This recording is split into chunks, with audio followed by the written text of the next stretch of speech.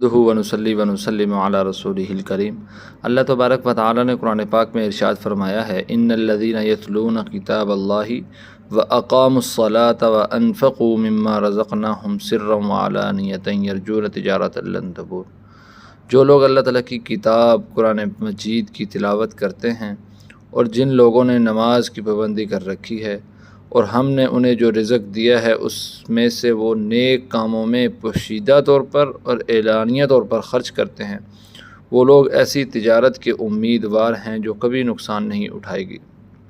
تو ہمیں بھی چاہیے کہ ہمیں یہ مختصر سے اعمال ہیں، قرآن پاک کی تلاوت کرنا اور نماز کا 5 وقت کا اہتمام کرنا، اور اعلانیہ طور پر بھی اور پوشیدہ طور پر بھی اللہ تعالیٰ کے راستے میں صدقہ کرنا۔